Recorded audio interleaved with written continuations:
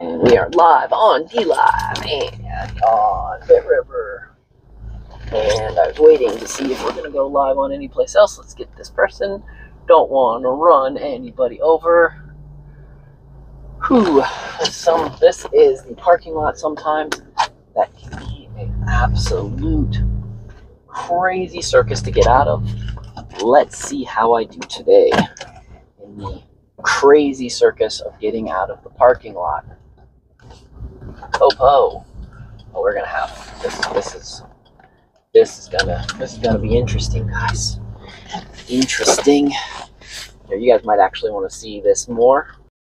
Okay, we're gonna get out of here. I don't know which way that guy's turning.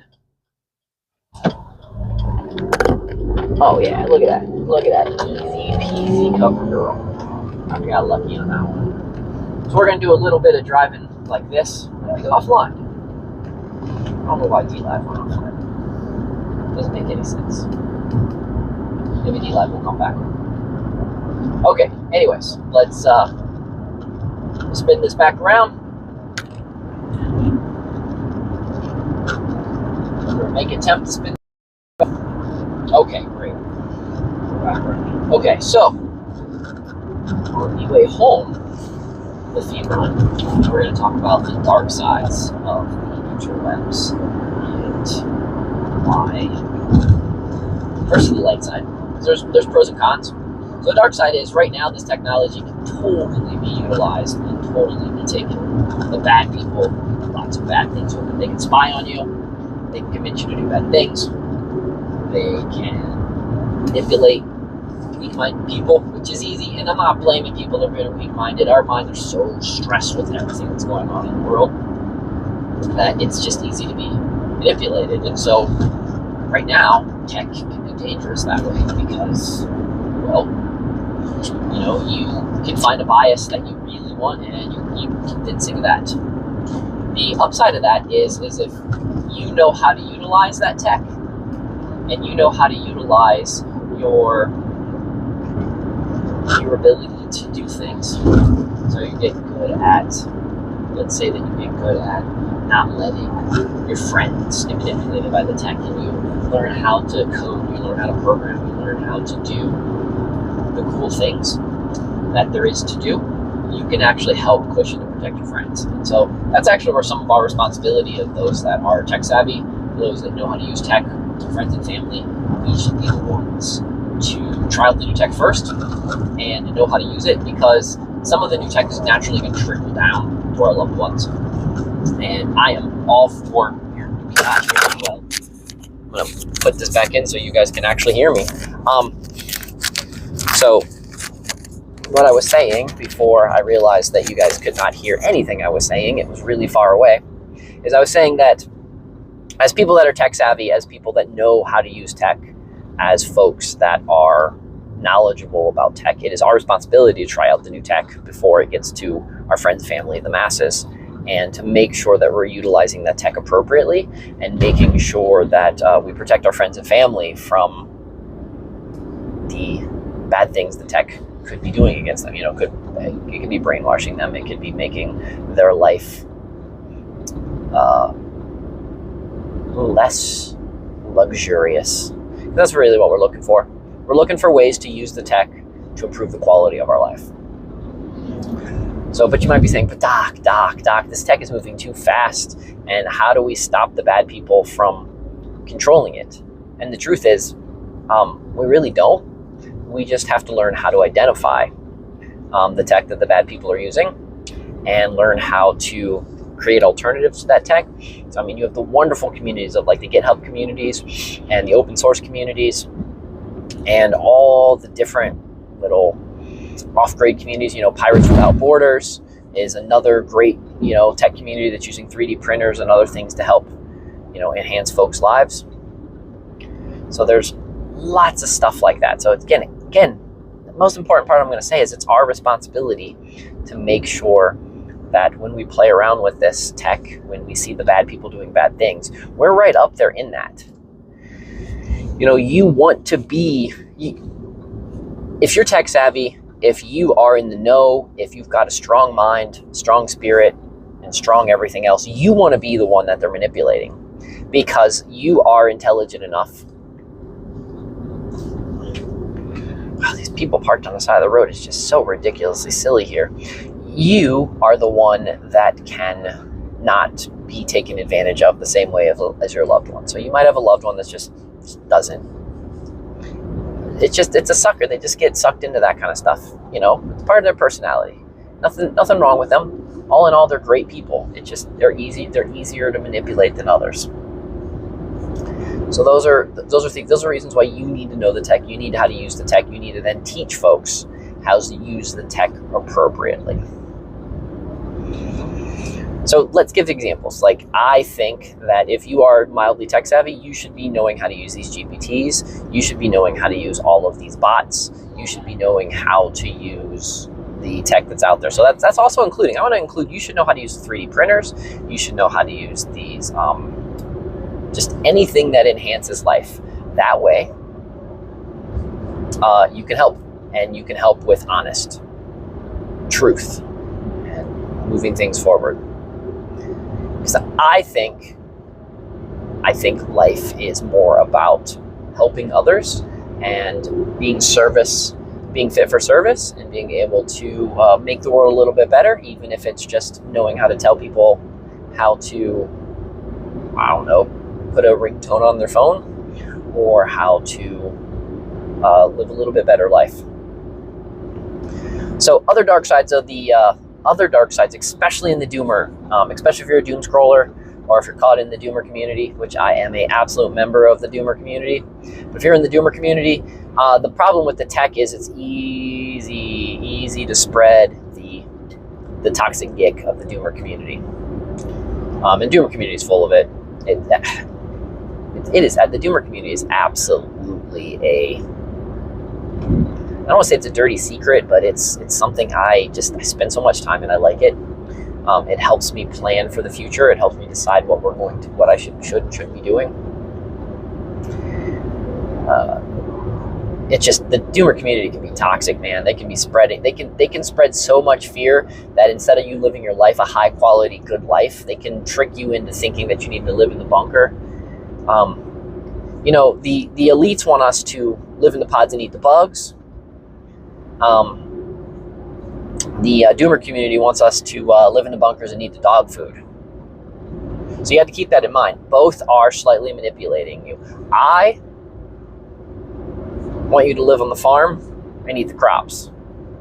That's what I want. That's my stash. I want you to live on the farm, live on the homestead, you know, eat the plants. I'll say crops. I like crops better. You know, live on the farm, eat the crops. That's what I want. That's what I want for all of you.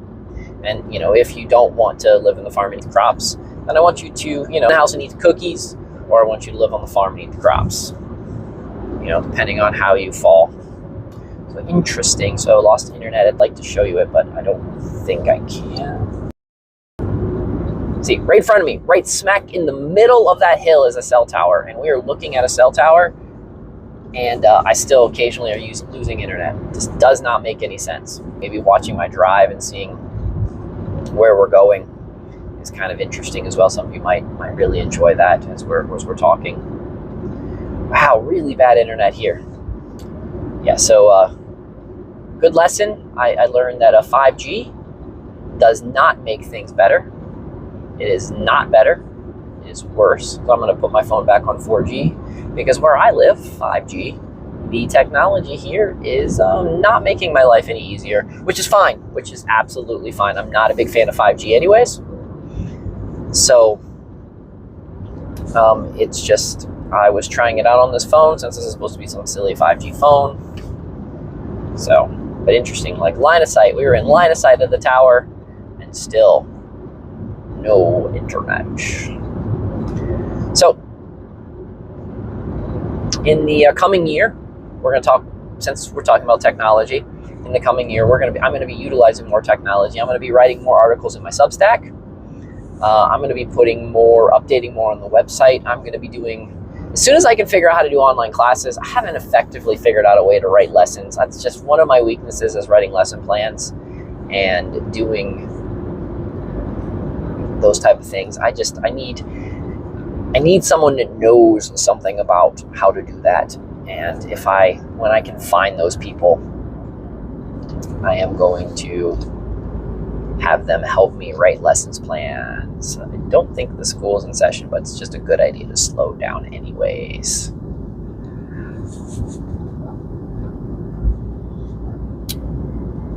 Because technology, again, that's the cool thing about technology. I can get on Discord, discord.gg/extractfirefly. I can get on Discord and I can talk to a group of people and maybe some people on there. So,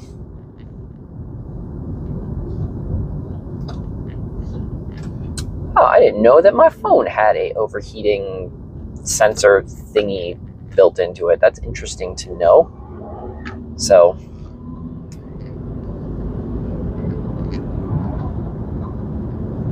and I don't know why this phone is overheating. It's kind of cold outside. Maybe it's because the sun is on it. I don't know. Interesting. Does it feel hot? It does feel a little hot. It's not hot, but it's warm hot.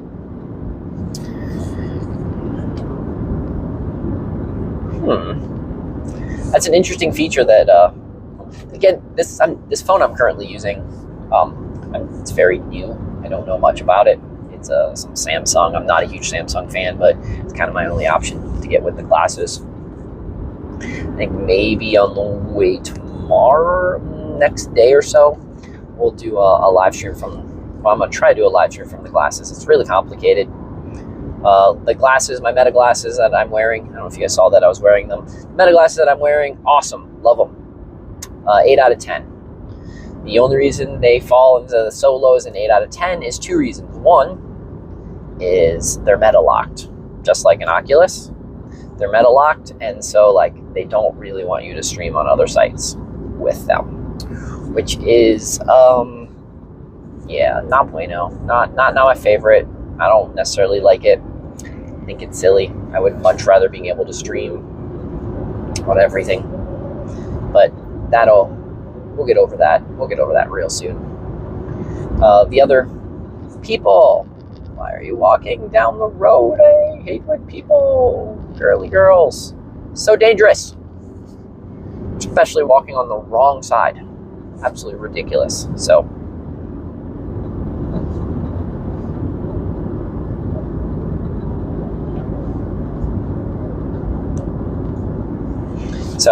anyways, where we're at. Hey, where's Waldo? Good to see you. Good to see you, friend. But he absolutely skill that exists. So, oh, we lost D Live.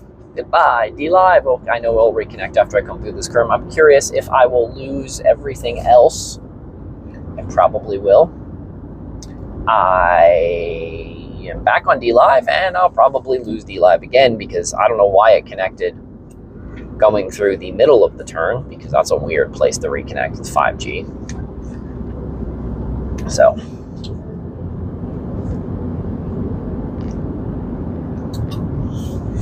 I'm back, yay!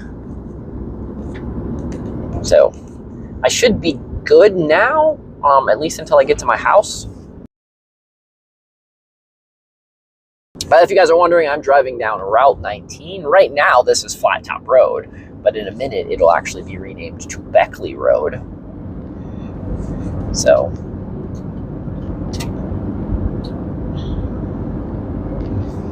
those that have not seen where I live and how I live out in rural USA here in the Appalachian Mountains.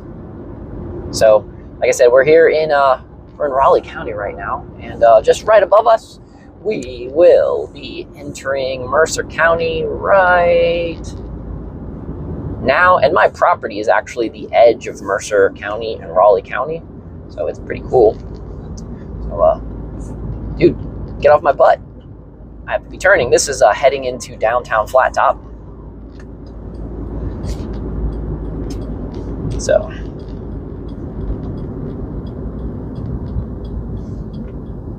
here is downtown Flat Top that I am in. And then, here we are at my house, my humble abode on the top of a, you know you're a redneck when directions to your house mean turn off the paved road. So there's the neighbor's house. Both of those are Airbnb houses, rental houses. So I don't really have neighbors. And then we'll get to the view that most of you guys are used to seeing. And that's this view here, where I park my car in the wintertime so that it's easy to get in and out. So I'm not sure. I might end up doing a Let's Feed the Chickens in about a half an hour or an hour. We'll see. Okay, well, I don't know where I lost my light. It's lost. I didn't even find that. Hold on for just a second. So anyways, friends, I'll probably do a Let's Feed the Chickens in about an hour, half an hour, and all that stuff. So thank you guys for those that are watching. Where's Waldo? It was good seeing you. And I hope that I'll see you guys in just a bit. I don't know what I'll talk about in Let's Feed the Chickens, but we'll probably talk about something interesting. So if you're interested, cool. Other than that, I will see you guys a little bit later. Adios.